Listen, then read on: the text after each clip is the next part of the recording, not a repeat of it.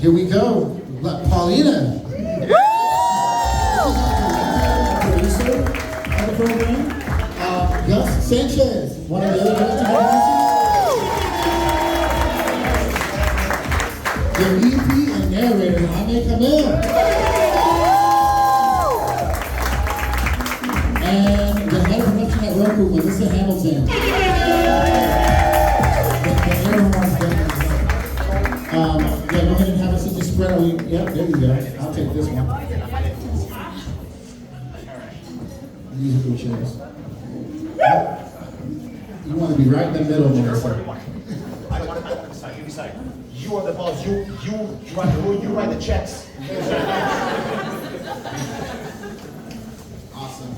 Well, look, I'm super excited to have this conversation, and I really want to start with, with the executive producers, Paulina and Gus, and really talk about, this is a big responsibility, talking about culture and sharing it authentically. Like, how did you approach, like, making sure you got things right and you really felt like you're representative of the story and the culture? Well, yeah, it was a big responsibility, like, having to, like, showcase the culture, but I think, all of our team was Mexican, and so... Yay! Yeah.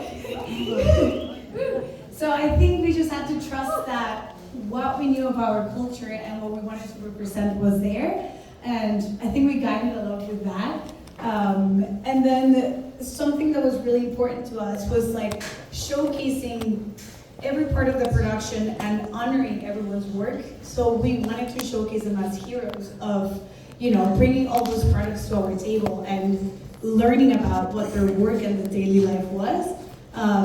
So that was something that we really wanted to capture and make sure it was with dignity and respect and really show them as heroes. Yeah. And also letting them tell the story. Like, we just came up with not a bright idea, but the subjects and the themes that we wanted to touch, but we wanted the actual producers, the people who live these lives every day, to tell the stories. So we just provide the medium for them to tell their truth and the story in order to make it the truth. Right, just holding the space, right? Holding the space so they can tell their authentic stories. Jaime, what attracted you to this project? Like, what drew you want to be a part of it? Oh, the amazing talent that these guys have is incredible. They're so gifted, right? Yeah! Paulina is just an amazing cinematographer and director, as well as Gus. It was amazing. It was by fate, I believe in not coincidences, but coincidence. And I was giving a master class at the Mexican consulate. And you finish the class, a bunch of the kids come to you. Oh, I have this. You're like, oh, that's good for you. Okay, cool. And I do. I listen to them obviously, and I pay attention. And then Gustavo and Paulina approached me and said, we have this thing that we've been shooting, and I'm like, really sure, let's get together. And I saw the cinematography that Paulina brought to the table, and I'm like, oh my God, you guys are so talented, girl. Wow, what an amazing director, and as well, and Gustavo, his cinematographer. I'm like, I would love to be a part of this. If you let me, I would like to get more involved and maybe help you sell it, and maybe narrate, or I would like to be more involved. And they were kind enough to open the door for me, and here we are. That's amazing. Give it up for collaboration. Yeah!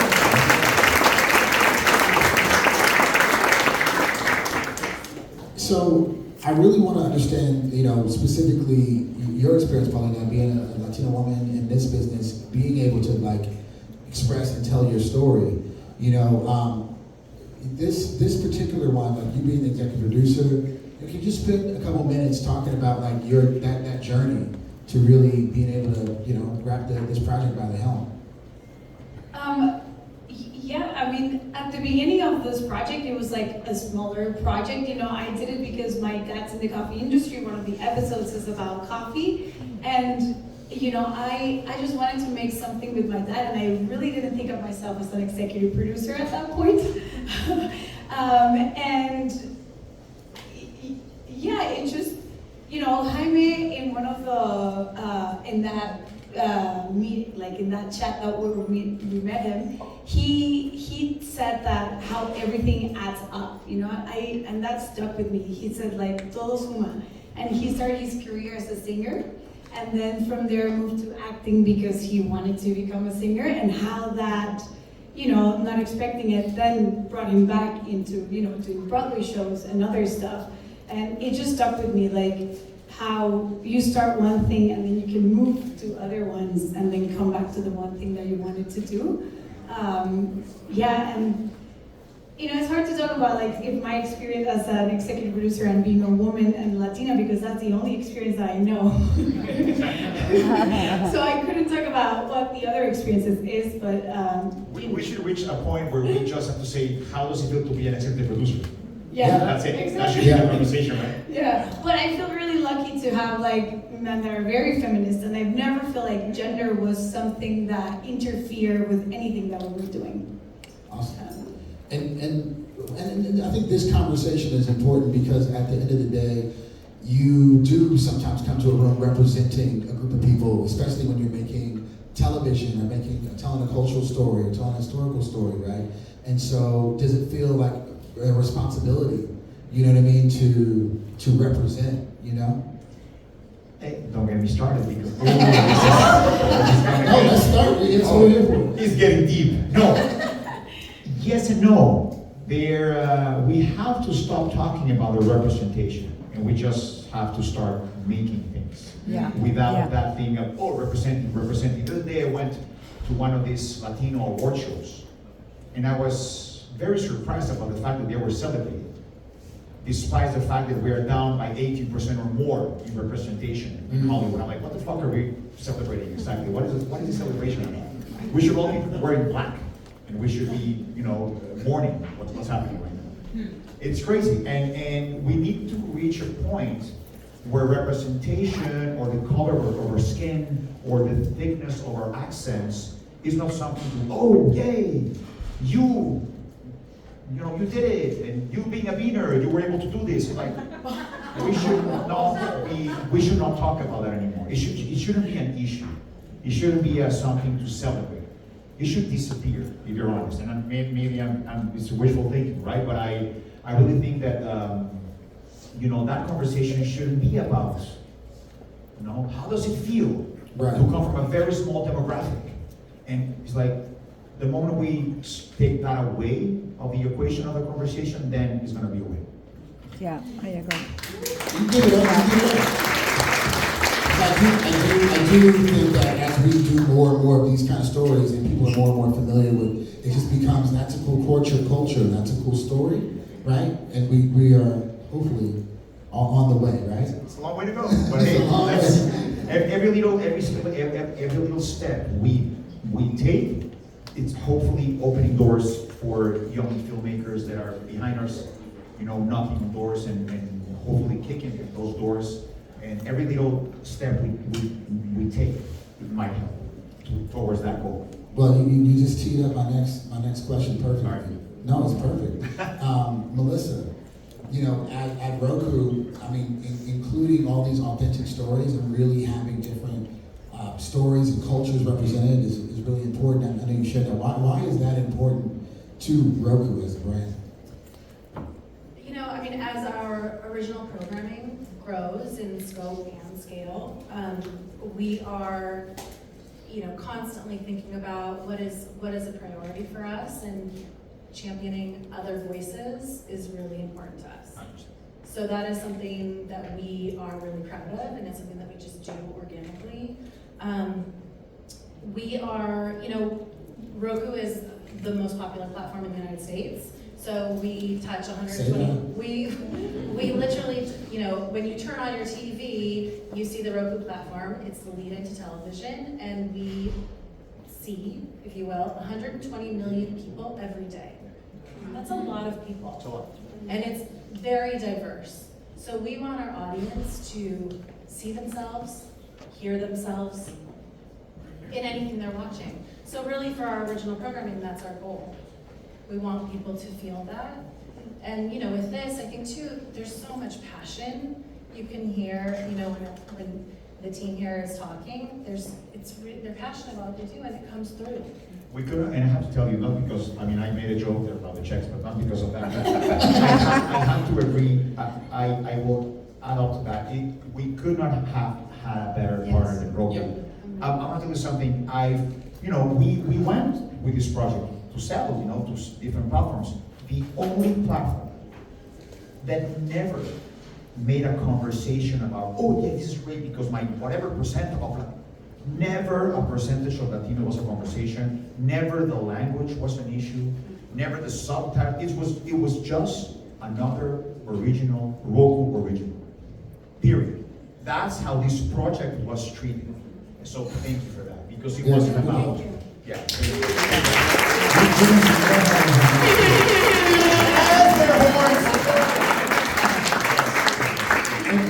to follow up on that, Gus, like, did that feel, free to really, like, when you guys are choosing what stories to tell, choosing how to roll it out, what was that process with ROKU? To be honest, we were very lucky that they trusted us throughout the whole way. Like, we, at some point, I'm not gonna lie, Paulina and I were like doing these interviews and getting all this information, and we were like, wow, this is so cool, but like, will it make it to the episode or this and that? And we were like so lucky that we had freedom to tell this story, that it belongs to a whole country. So I don't know, we were so lucky that. And as producers, Gus, I don't know if you remember, it was like, okay, we have to send this to ROKU for their approval. And it was like, I don't know, like 40 seconds after that, cool. Like, what? Any notes? Nope. Okay, well, just keep it under whatever, the technical thing, the minutes, whatever. Keep it under 40 to whatever minutes, I'm like, good, sure, whatever. But it's right, we're like, what a dream partners we have like this, like they're, yeah, sure, we're like, okay, sure, let's go. Just follow our specs. Yeah. Make sure it's technical. Our best post is here, so. Yeah, post.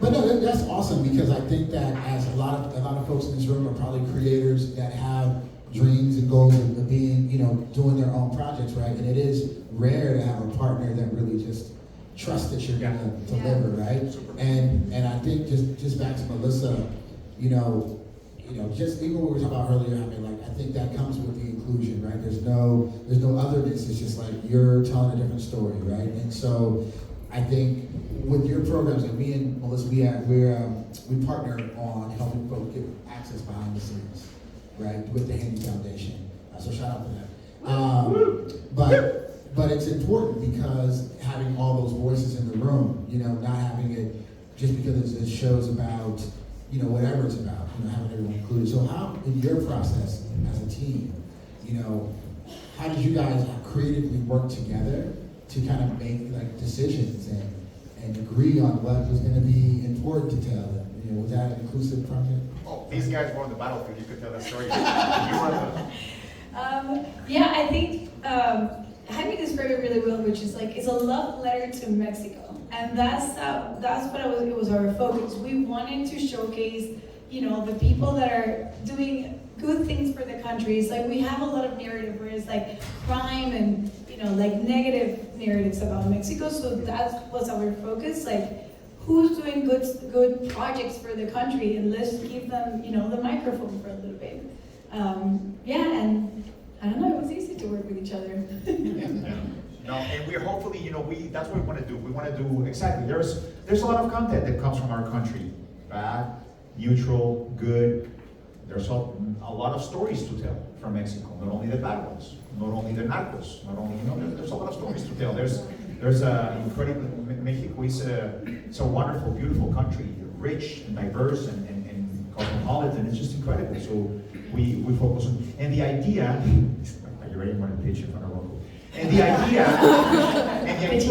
is to have every season is to have this love letter to each region or each country, right? What makes Argentina great? What makes the U.S. great? These 3 or 4 or 5 commodities or things or ingredients that give that place its identity. Right. And the hardworking people behind those commodities. So geographical diversity, different regions, right? Exactly. That's our dream, of course, in the future. But our dream is to bring that beautifulness of each region or each country. Yes. Awesome. So back to Melissa. So quickly, so season 2 and 3, like you were saying. No, we're thinking about it. Thank you so much, everybody.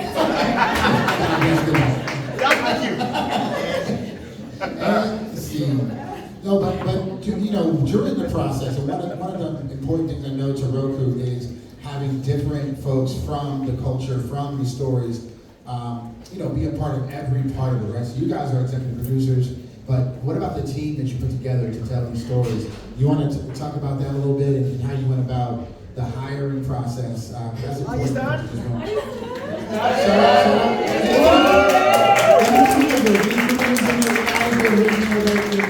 Give a shout out to the folks that worked on the show. But yeah, tell us about that part too. It was such a small team because doing documentary and going to small towns. There was a town that we visited, it was like 100 people. That's it. Yeah. Like everybody knew each other. And so, we had to almost camp, stay in producers' houses, there's no hotels, so then, so it was easier to keep it small. And so it was director, 2 cameras, sound, a PA/composer.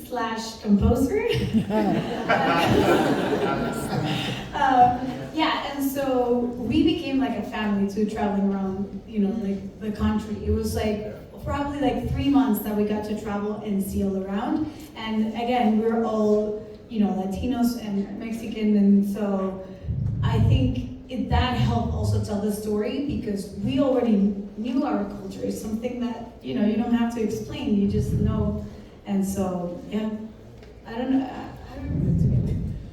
Also, and this is something that I always I believe, and nowadays I believe even stronger, is that you gotta start things with that. Sometimes you don't have the certainty that could be money, it could be you name the resource. Because back then when we started the coffee episode, we just thought about the story. Jaime was involved, but it was how are we gonna put this together? Let's just reach out to people, and then we met Fernando, we met David, Luis, Juan, and it's people that also believed in us and trusted our process, and they saw the product, and they saw passion, quality. They saw some value in us, and that also made it very, very easy for us to just gather a team that also had a big passion for what we were trying to say. Yeah. As a partner, on behalf of Roku, I will say they were great partners. I mean, truly amazing partners, and you listened, you shared, you were so communicative, so open to talking through everything, and I think for us, that was really, really wonderful and really helped. I think it came through. It was great. On that topic, Melissa, I think it's important because a lot of folks in here, potentially are creators and they want to, like I said, get this opportunity as well one day. What from a network perspective makes a good partner, right? Obviously the things you just listed, but I'm sure there's many other things. And also, inside of that, as people are coming up with their authentic ideas, I see the passion come through, right? This is authentic and real, and I'm sure that's a part of what you look for too, right? Yeah, I think so. I think our, the creative team is taking pitches all the time, and we really truly do look at everything as a partnership. It's our mindset. We are a very small team, and so anybody we're working with, if we're working with you, we're saying we are working with you because we trust you, you trust us. Well, let's keep the lines of communication open, and overall, I think there's really 4 key things. It's is it a great concept? Does it have a great title? Is there recognizable talent attached? Oh, yeah.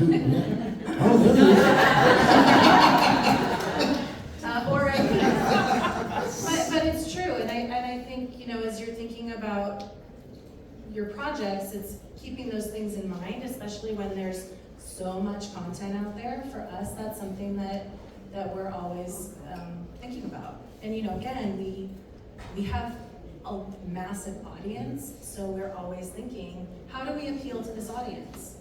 Yeah, Jaime, and I'm gonna ask this to all of you, but I'll start with Jaime. Obviously we got to see the Chile's episode today, right? But I'm sure there was moments or other stories that you guys get to tell and cool places you got to talk about. Anything stand out to you that you wanna? First it was deciding which products, right? Which products give Mexico its identity, and the immediate recognition that you're like, oh, of course we're talking about Mexico or something. Right? I mean, of course, coffee is also known in Colombia, Brazil, whatever. But it's like it's one of those. And actually, coffee, strangely enough, is a product that you wouldn't think that is so powerful and so strong in Mexico, right? So talking to Gus and to Pau was like, okay, perfect. Now Roku was kind enough to trust us to do this thing. Which products are we going to do? and Paulina and Gus, we all together, but mainly then, we came to the conclusion that these 4 products used to be had to be the ones, which is Chile, of course, and coffee, maize, corn, and mezcal. Yes. Now there are stories out there that I will not confirm nor deny. That when we were shooting the narration of the mezcal episode, I might have gotten a little bit tipsy. But unfortunately, you cannot tell that on screen, which is great. Or can you? Or can we? Well, I can tell you'll have to find out on October 28th, right? When you guys all tune in, it premieres October 28th. So definitely. October 28th. Yeah, definitely tune in for that. I'm sorry, are the 4 episodes? You're dropping the 4 episodes? Oh, that's amazing. Yeah, well, we can binge it.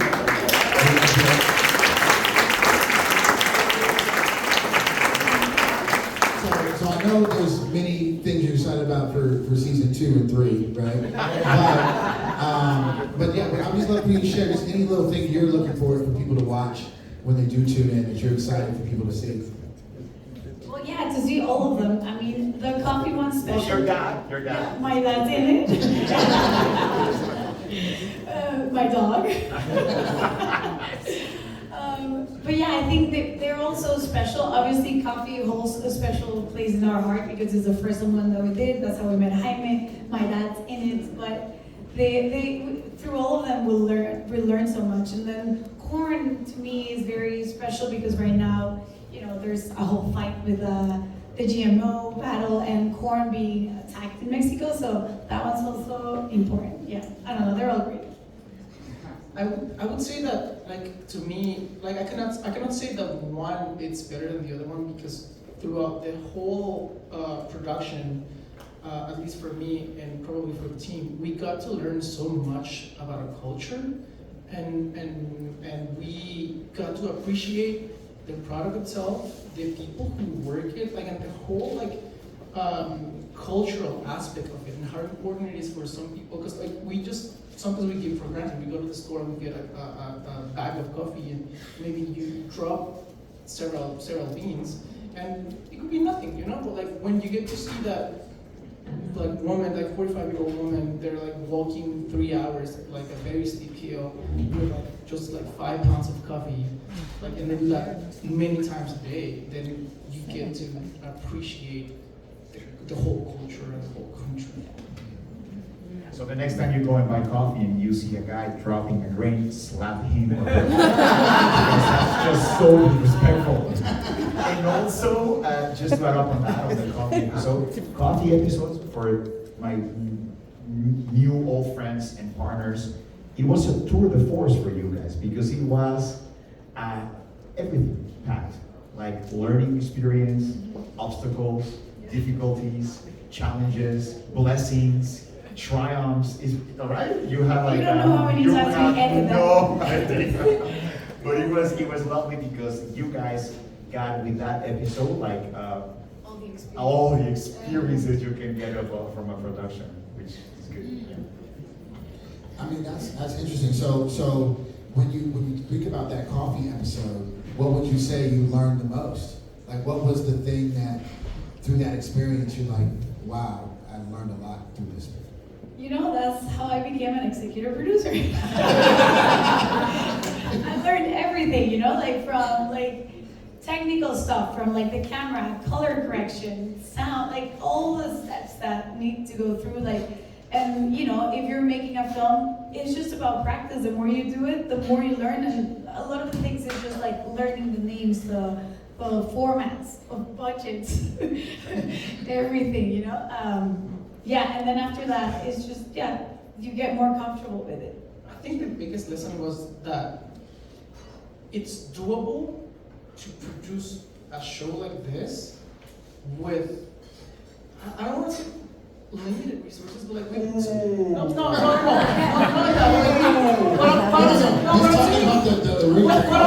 With a small group, with a small team. Show some appreciation. I don't mean like that, but like what I mean is like we're always like waiting for that perfect opportunity, perfect, like we want to have the best team, the perfect timing. If you're doing a documentary, you want to have the perfect season for whatever you're doing, or you're waiting to have a certain amount of people on your crew, and sometimes all it takes is just to start your project with whatever you're doing. Yeah. And then you get to meet this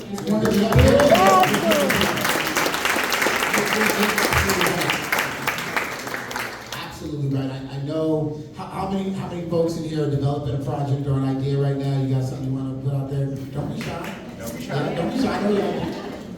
And a lot of folks, I know myself, you have things you haven't started yet. You're waiting for something to happen, right? And basically what he's saying is, you just gotta keep going, just do it. But also be realistic with what you have. Don't try to make a CFI film that you don't have the budget for. You know, Right. like make something realistically within what you have. You know. And speaking of that, Melissa, if you can speak to that really quickly, like, you know, there are parameters for every show, right? And a lot of people don't think about that. I know that's your job to rein in the creative, because they'll just go run wild, right? Yeah, I mean, I really look at my job as supporting the creative vision within the parameters that have been identified. And the thing is, I actually think they're more successful when they have parameters. And when you're clear with them, right? Like, you establish what they are early on, you align on providing some guidance on perhaps what the priority should be. But yeah, I mean, I do think you need to have some parameters. And I'm sure you're being presented with, people that, some people are very creative, some people think they're creatives, right? Right? So I'm sure you've been presented with ideas. I want to do this and this, and okay, we'll give you the opportunity. And then as the process starts, you're like, oh my God, they don't know what the hell they're doing. This is going to be a budget in a millisecond, and they're not really clear. They're not even clear on their vision, and you have to take decisions, like hard decisions. Definitely. I mean, and I think to Gus's point, just do it. Just figure out what it is you want to do and go and do it, and be realistic. Exactly. Yeah. Yeah. All right, cool. Are we taking pictures? I mean, questions? No. From the public? Yes. Who's just saying? I mean, look, we'll go with the flow. Any burning questions? Yes, ma'am. Hi, Gus Sanchez. Gracias. What a beautiful, like you said, a love letter. And it's interesting that you say, it's time that we stop saying, oh, it's a Latina. Gracias. She on? It's on, yeah, it's on. Perfect. Oh, she's a Latina. Oh, it's a black film. Oh, there are people of color at the helm. I understand from one point, because we spend a lot of time explaining. We spend a lot of time apologizing. We spend a lot of time waiting to ask for permission. We don't need permission to tell our stories. We don't need permission. Once we take hold of the narrative, we are unstoppable. Pa'lante como elefante.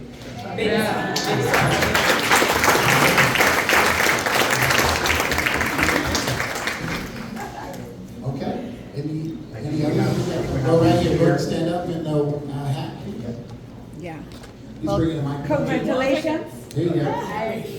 I heard about this before, and I just love to see this episode and finally have it landed for you. So congratulations to the four of you.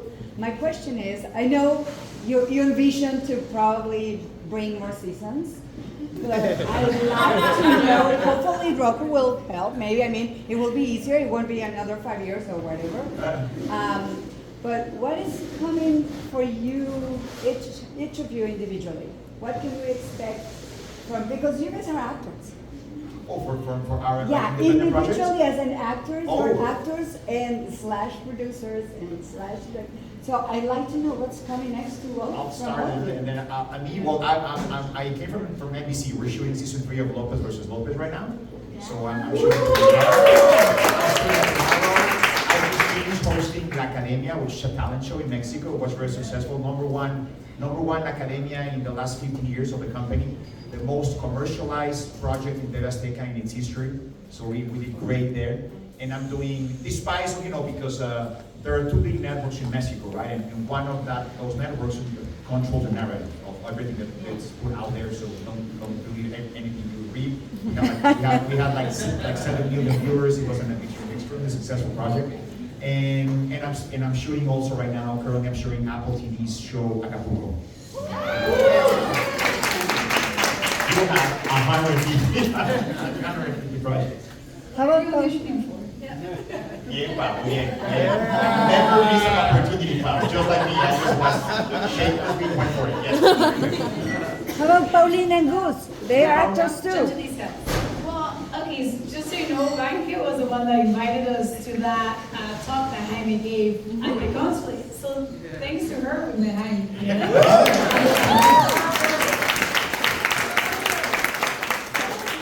don't know, after Jaime, what can I say? Well, right now I'm like focusing on producing. Actually, we're working on a project for animales marinos. How do you say? Marine animals. Thank you. Marine animals in Baja California, which we're very excited about. It's another sort of documentary.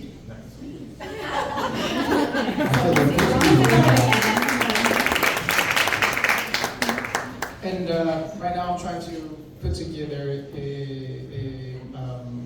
like a movie script. Hopefully I have it ready by early next year, and then we start like selling that story. No, and we have a project also, a comedy Oh project that yes, we sorry, manage. yes. Ah, Oh my God. very in the lead. We have a already. project that we are going to be pitching to my dear friend Andrew Singer, who runs Lauren Michaels' company, Broadway Video. So hopefully Andrew will be interested in that one. How did I forget? Yeah, don't worry.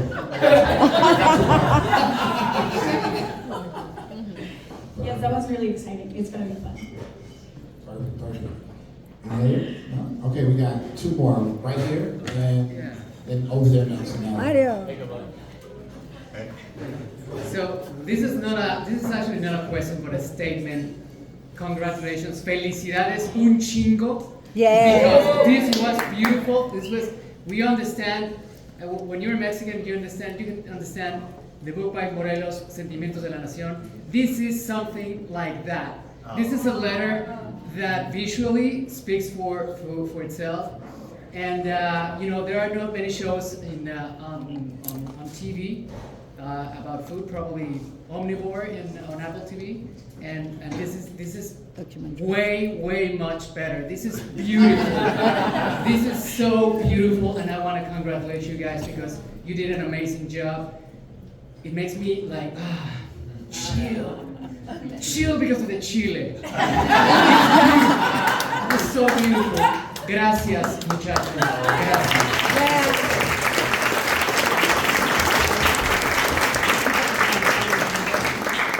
Right there, you got a microphone on the way. Hi, Frankie Garces from Good Omen Pictures. Guys, fantastic job. That representation, I felt it in my bones. It looked like watching my grandparents making chile in the morning, you know? I'd love to ask a question to the filmmakers. Making a project is very stressful, especially with some of the parameters in place to help us achieve ultimate creativity. Can you speak to some of the mental health strategies or skills that you guys employed throughout this project just to get yourselves to the finish line? That's a Crying. great question. Crying, yelling at each other. Yelling at each other, crying. Having mezcal at 10 a.m. Lots of No, coffee. really, sometimes we will go with mezcal producers. They're like, okay, good morning, here's some mezcal shot So, and yeah. a beer for you. And we're like, okay. And they're like looking at you like you have to have it or they'll get offended. And you're like, okay, thank you. No, but that's a beautiful, let me see, that's a beautiful question, and you're completely right. I do collaborate a lot with Movember. I'm very active with men's mental health, especially the coach for Movember. They invest a lot of money. This is the second biggest fundraiser in the world after breast cancer, is men's mental health, because 4 of every 5 suicides are men. And what you're saying has to do it's a bigger conversation. It's a bigger conversation, obviously, right? It cannot be, it's not a 5-minute answer here in the panel, but definitely having a healthy work environment makes a difference. There's a lot of toxicity in Hollywood. There's a lot of toxicity in this business. And there are people that feed those monsters, right? And we have to stay away from that conflict. And I think the beauty of this team, and Paulina and Gus and our rest of the team that's sitting over there, is that they truly sincerely love each other. And they respect each other and they honor each other. There is no toxicity in these relationships. And that's beautiful, because that, you can see it on screen. It's as simple as that. And I think keeping a healthy environment is key for mental health, because yeah, there is a lot of pressure in this business, a lot of egos to deal with. And so having these guys consiguieron, they achieved an amazing work environment. And if you add that up to having a great partner who will also give you a great work environment and not like just shout orders because, oh, I'm the streamer, I need to give you an order. No, there's no orders to give. You guys are on the right path. You're following notes.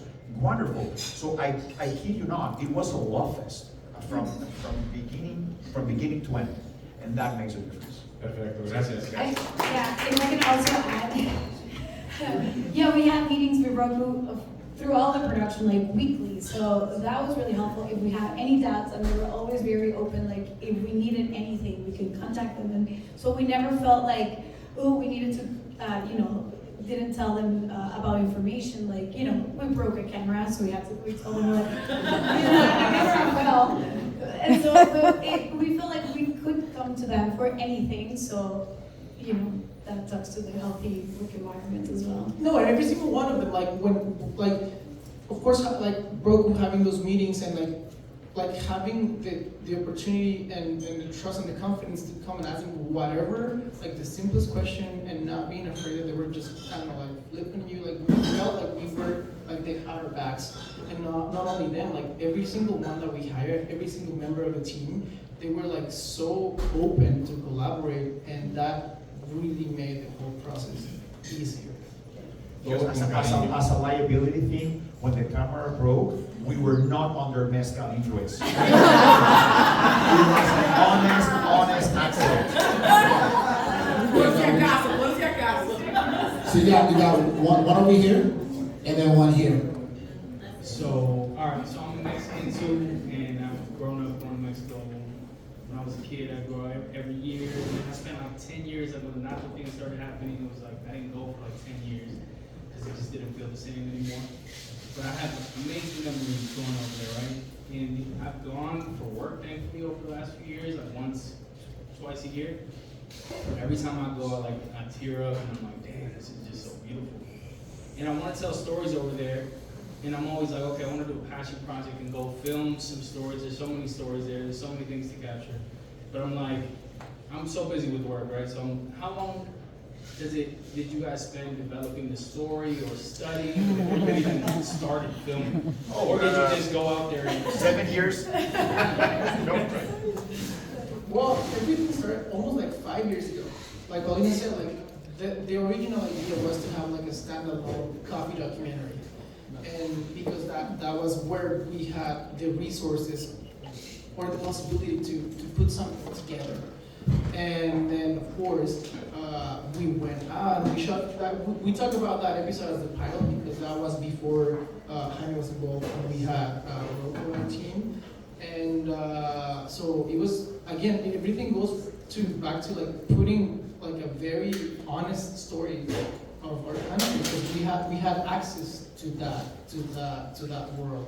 And then little by little, years by years, conversation with Jaime, with Ray, and with the ROKU team. Wasn't it your idea about the right? Yeah. The other product? To make it. My manager and dear friend Ray Jimenez from Zero Gravity Management, actually, he was the guy that gave us also the idea of that, of the other product. Making episodes.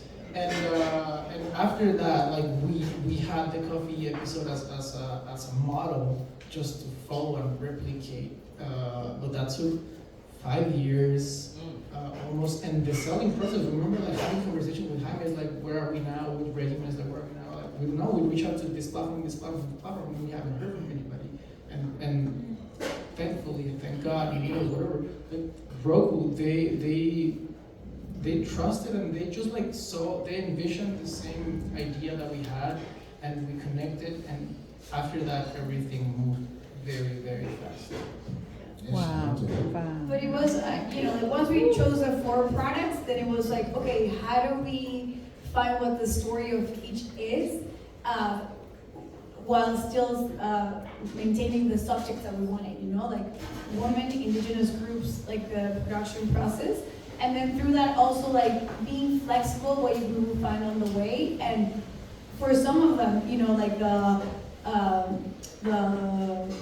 the problem or like the conflict, and it changed because, for example, for Chile it was like there was no water, there was no drought, it was a drought, and that was something that happened that year that it might have been different other years. So also having that flexibility of like what is a real story that people are telling us. Yeah, I think this is an important conversation because development, right? Like, nothing that you see that comes out happens overnight, and so you guys invested a lot of time and energy into really developing it and bringing it to life the right way, and that's work. So like, just take this as a lesson of like, if you're really gonna pursue doing something creative work like you guys are doing, you're gonna have to invest some time and energy into really make it come to life. Imagine Shmigadu on Apple TV. That was 5 Paul's thesis. Can you imagine? And it finally saw the light. But it was his thesis, his university. So some projects take a lifetime, basically. Yeah, awesome. We have a question over here. Not really a question. I was part of the crew for... Yeah, you were! This is my first time seeing any of the episodes. And I just want to congratulate you guys for making something so beautiful and earnest and heartfelt. And just, I am undocumented, so I wasn't able to travel with you guys to Mexico.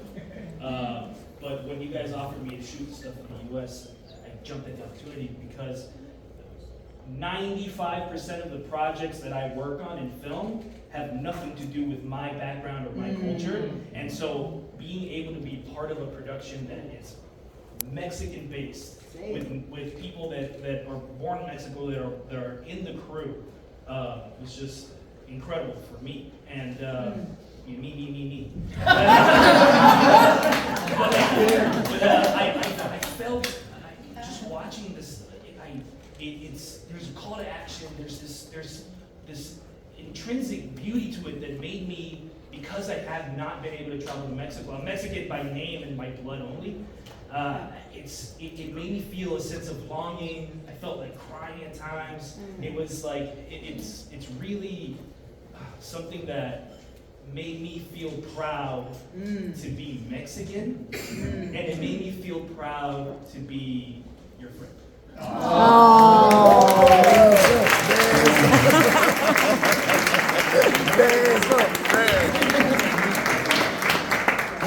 just want to highlight what he said, because we're in a room full of folks that work in our industry in some way. And I think that's the feeling we were trying to get to in with that first question, is like that feeling of like being a part of something. And with ROKU specifically, and just so you guys know, like our foundation, when we place people on television shows, we work with a lot of different networks, but ROKU's really been intentional about including folks at every level, you know what I mean, to be a part of that story. And I think we've had apprentice editors and different folks come. Anyone want to share about that, Melissa? Like, why do you guys make that part of your DNA? Yeah, so we've had production coordinators, assistant editors, and something that when we approach our producers, our production companies, studios, to tell them that we had this partnership, we make a point to share with them, these folks are trained.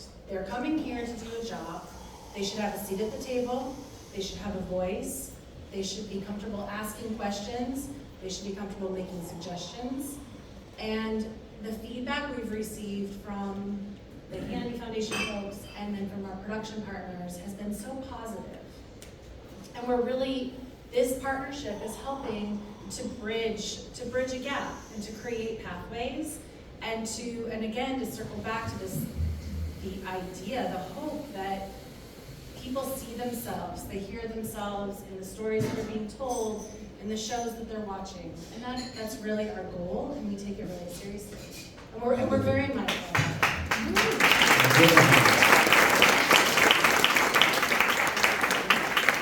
Do we have time, or okay, keep on going? Oh no, wrap it up. Okay. But no, so we'll wrap it up. But I thank you all for sharing this wonderful series with everyone. So give it up for.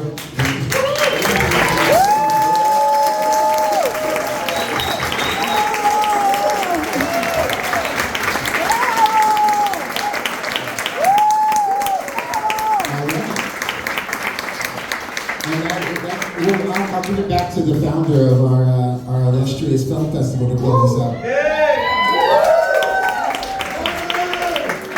Amazing. Oh my God. I hope you guys enjoyed that. Just so culturally rich, amazing conversation to boot. So we thank you guys for coming out tonight. We're going to let our panelists exit the stage first, and then we'll let you all exit. And again, opening night tomorrow, so we're just getting started.